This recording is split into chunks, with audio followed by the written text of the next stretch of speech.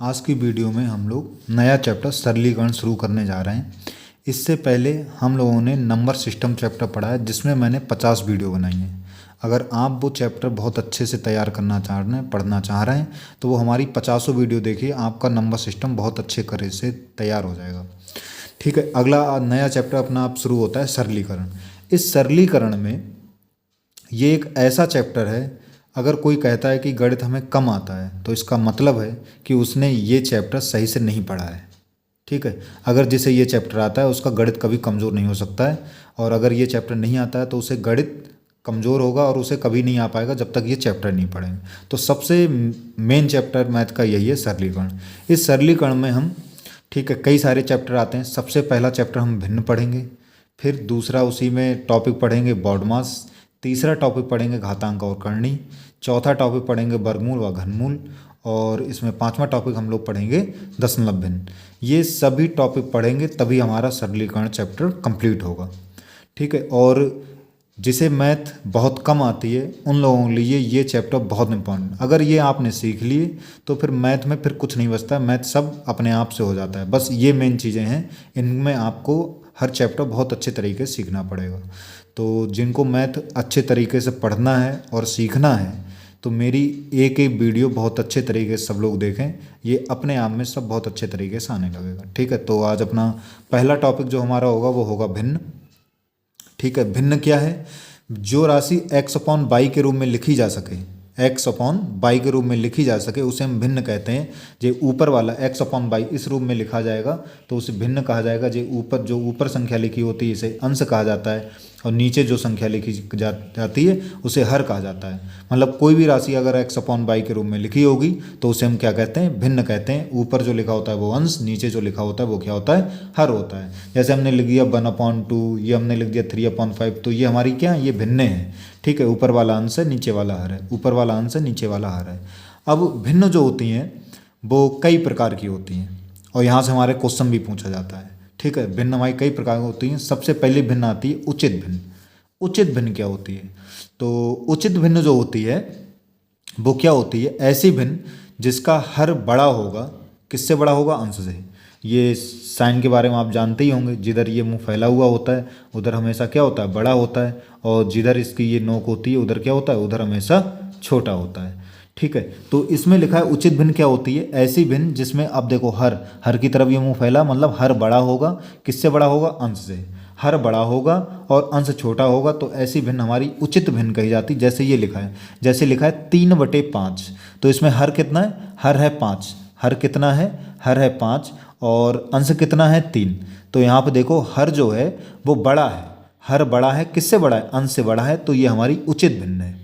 जैसे ये लिखा है 2/3, तो इसमें हर 3 है। हर कितना है? हर इसमें 3 है, और अंश कितना है? अंश इसमें 2 है, तो इसमें हर जो है वो बड़ा है। किससे बड़ा है? अंश से बड़ा है, तो ये हमारी उचित भिन्न है। मतलब ऐसी कोई भी भिन्न जिसका हर बड़ा होगा, जिसका हर बड़ा होगा और अंश छोटा होगा, ठीक है, वो हमारी उचित भिन्न कही जाती है। ये क्वेश्चन कई बार पेपरों में आ चुका है। पूछा जाता है निम्नलिखित में से कौन सी उचित भिन्न है। 4 विकल्प दे दिए जाएंगे, आपको पहचानना होगा कि उनमें से कौन सी उचित भिन्न है या कौन सी उचित भिन्न नहीं है। तो ध्यान रखेंगे, उचित भिन्न कौन सी होती है? जिसका हर बड़ा होगा और अंश छोटा होगा, वो हमारी क्या कहलाती? उचित भिन्न कहलाती है। ये काफ़ी अच्छी परीक्षाओं में प्रश्न ये पूछा गया है। लोगों को मालूम नहीं होता है कि उचित भिन्न किसे कहते हैं। ठीक है, तो उचित भिन्न किसे कहा जाता है? जिसका हर बड़ा होगा और अंश छोटा होगा। दूसरी आती अनुचित भिन्न। अनुचित भिन्न क्या होती है? जिसमें, अब देखो, अनुचित भिन्न क्या है? जिसमें हर छोटा होगा और अंश बड़ा होगा। हर कैसा होगा? छोटा। हर का मतलब जो नीचे लिखा होता है वो छोटा होगा, अंश बड़ा होगा, वो हमारी अनुचित भिन्न कहलाएगी। जैसे ये 5/2 लिखा है, तो इसमें ये क्या है? ये हर है, ऊपर ये क्या है? अंश है। तो यहाँ आप देखो हर जो है वो छोटा है। हर छोटा है किससे? अंश से। ठीक है, हर छोटा है अंश से, तो ये हमारी कैसी भिन्न है? अनुचित भिन्न है। ऐसी कोई भिन्न जिसमें हर छोटा होगा और अंश बड़ा होगा, वो हमारी क्या कहलाएगी? अनुचित भिन्न कहलाएगी।